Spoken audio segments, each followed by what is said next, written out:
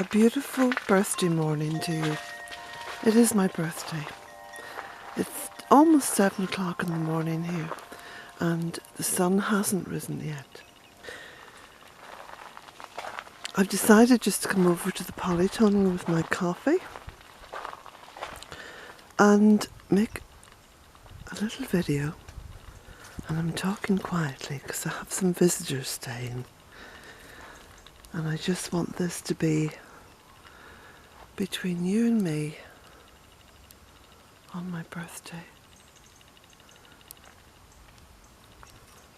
The birds are just starting to wake up. I'll just sit down in here.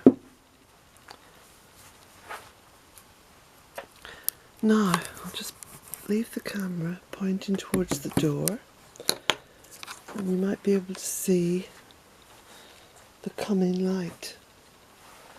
I'm getting a chair which is a little bit dry to sit on, because this being the tunnel at this time of the year, there's a lot of condensation, so there's a bit of a drip going on. Right. So, this is my birthday morning. I'm 63 years old. I feel very blessed to have reached this age and to be in good health and good energy, which is more important, because even people with bad health can still have good energy. In fact, it's the energy that keeps you going. Coffee is lovely. I had a wonderful day out yesterday with my friend Simon, who's staying with me, and we went off down to Strand Hill Market down in Sligo, and we had a beautiful time. We had a beautiful morning down there, and I got two beautiful paintings by a local artist in Sligo called Thomas Sheridan. I think he's got a web page. Well, he does have a web page. He has a little website, and I also got a beautiful little ceramic pendant, and you won't be able to see it yet because it's still quite dark, but it has a little fox on it, and I've been thinking about the little fox recently, you know. And as you know, I brought the little skull up, and the little skull is in the cottage now. But today, on my birthday, I want this to be a celebration of my mother, because none of us would be here if it wasn't for our mothers. And little bird, little wren has just come in, flown into the tunnel. Just hold the camera up, actually. There, that's a bit better. Very otherworldly light. I love this time of the morning, this time of the day.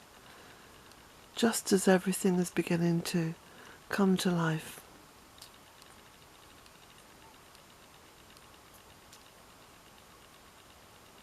So 63 years ago today, my mother would have been in labour, because I was born at about 10:30 in the morning. My father delivered me, and here's the spooky part.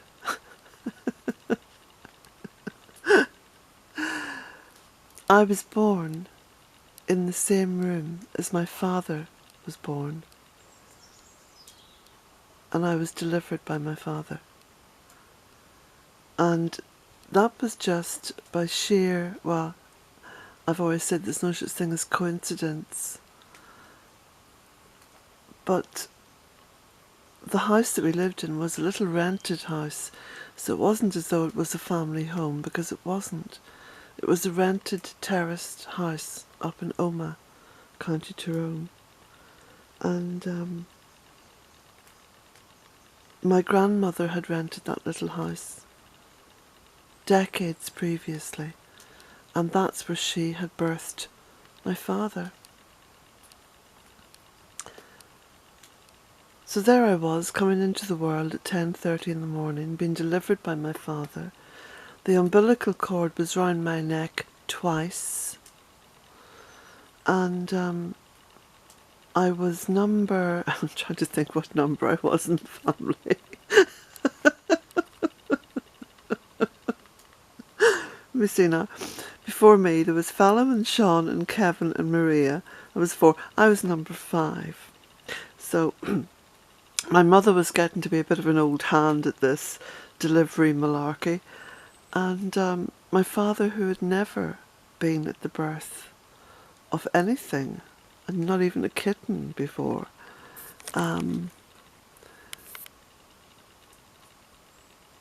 was keeping his cool, because my father was always a great man for keeping the head, you know.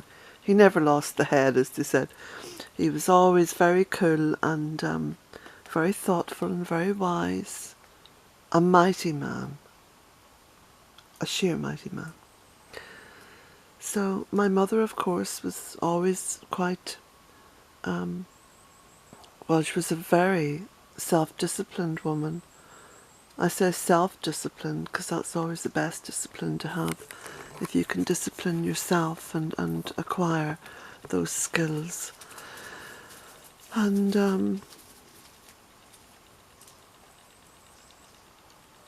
was, all the way through her life, you know, right up until she died, a very dignified woman. Very, very dignified. And she used to say, she used to say as we were growing up, "Your father has never seen me completely naked." So years later then, when I learned that my father had delivered me, because neither of them wanted to tell me, it was like a secret. I kind of thought to myself, gosh, it must have been like a jigsaw puzzle. He was putting her together in various images, you know. He had to carry this picture in his head of what his wife looked like naked. That was very funny. But I suppose that was the day that was in it, you know. People were like that then. And modesty was like the de rigueur trend of the time. But my mother was just a very private woman, you know.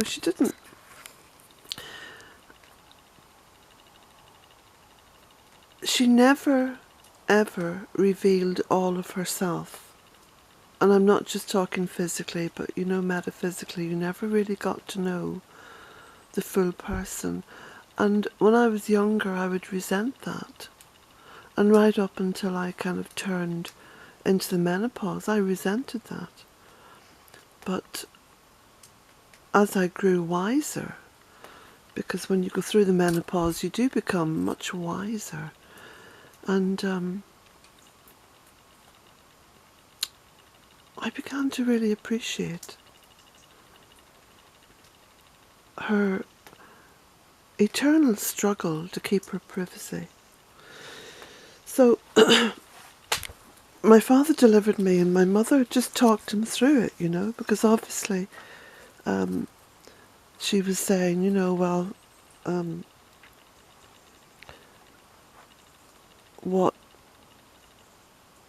what side is the baby facing towards? You know, these little questions that you'd know then if everything was okay. Is the baby's head facing down, which is the usual birth position, and stuff like that. And then my father then said, no, she's got something wrapped around her neck. And my mother then knew that she just could not push at that point, because if she did, the cord itself may have been ruptured, but definitely the afterbirth would have come away prematurely and could have led to my mother bleeding to death, because of course that was one of the ways in which women lost their lives during childbirth. So my mother then talked Dad through just gently putting pressure on my head to keep me in,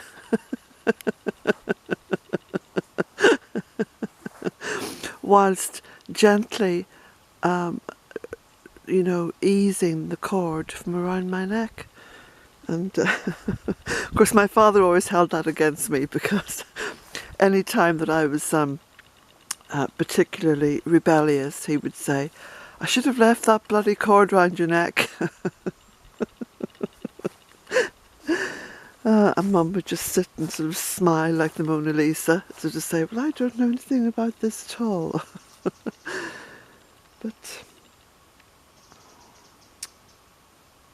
so I suppose 63 years ago my mother would have been in labour, and I, of course, was aware of her carrying children, because there was another 5 born after me, and no, wait a moment, no, that's wrong, there was 6 born after me.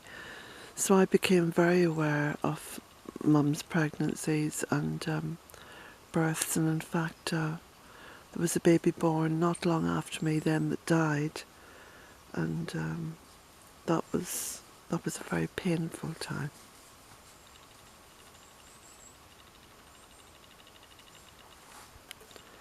Jack is just down there in the bushes.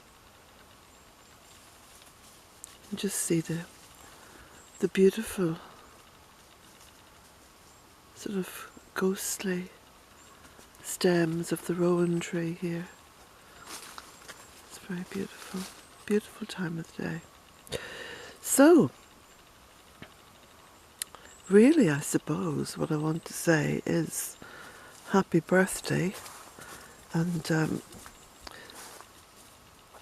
happy birthday to my mother, because she was the one who birthed me.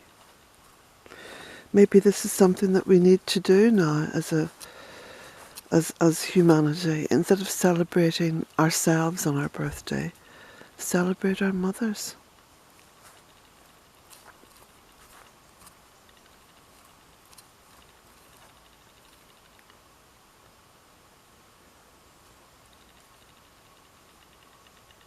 It's gone very still and very quiet.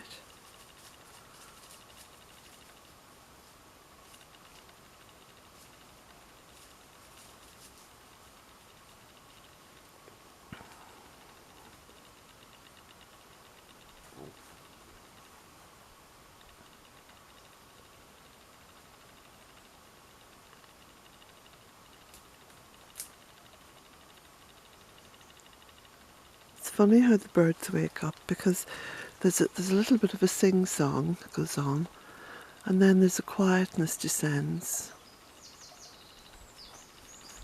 Just as I said that, there we go. And then they seem to start up then, with a bit more unison to it.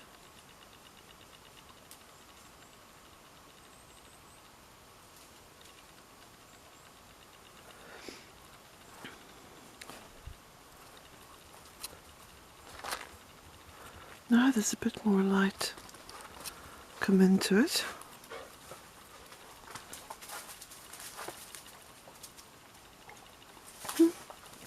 I've just spotted a beautiful rose, look at that, on my birthday.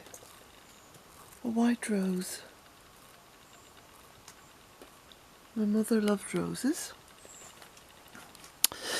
So, today I shall be celebrating my mother, and I shall be thinking about her. And also, of course, celebrating my father.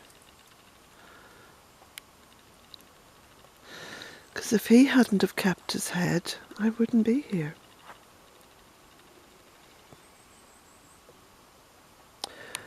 And if my mother hadn't been the lovely, cool, collected person that she was, in childbirth anyway, she wasn't much cool and collected at other times. But when it came to any kind of physical work, and childbirth was very physical work. My mother was very determined and very focused.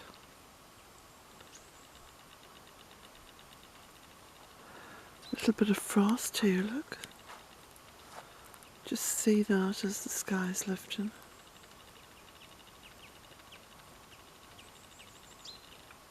Little birds just flown out of the tunnel.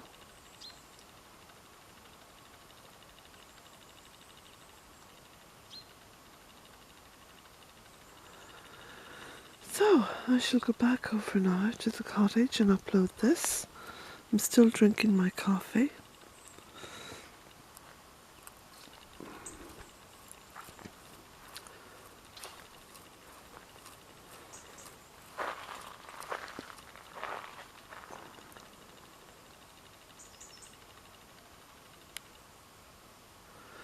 So I have most of my family gathering around me for Samhain, which is Wednesday.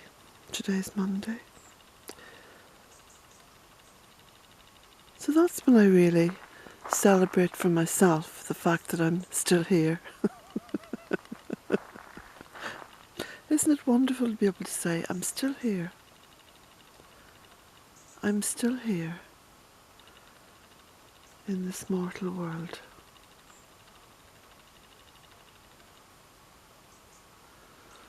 And of course Wednesday, Samhain, is a time for celebrating the ancestors and bringing the family in. For me it'll be bringing my parents and my baby brother and sister, my friends, some of my friends have passed on, my grandmother, my grandfather, who I didn't know very well. I was very small when he died, but from all accounts he was a wonderful man. My grandfather on my mother's side, who was a bit of a rascal but very lovable. Yeah, there's lots and lots of friends and ancestors to think about at Samhain. And then of course to welcome in the new year. To welcome in the beautiful new year. And the first day of winter. And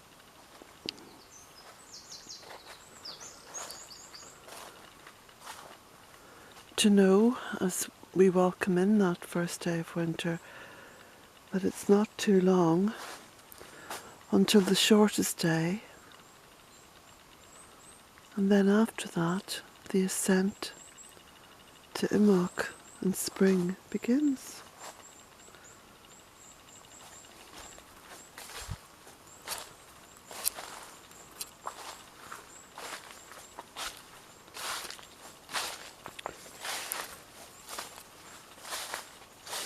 So I'll just go over here to the top of the bank.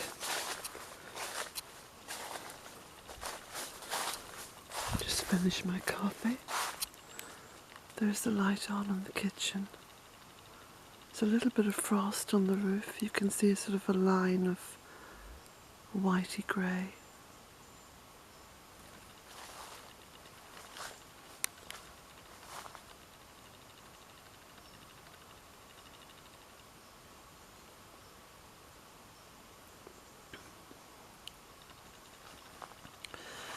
I want to thank everybody who sent cards and presents and emails, and I will be making a little video. I'm going to write down a long list of everyone who's done that and include your names in a little slideshow video. I think that would be the best way to do it. So take some nice photographs and post them up into a slideshow with your names on. Now, starting to get a runny nose here, walking about in the early morning when it's still quite cool. But look at that beautiful sky. Isn't that gorgeous? Of course they say red sky in the morning, shepherd's warning. I hope it's going to be a nice day. Because Simon has come all the way from France and it's lovely to be able to see Ireland at its best. You can just see over there where I'm pointing the camera, that's Slieve and Erin Mountain just through the trees.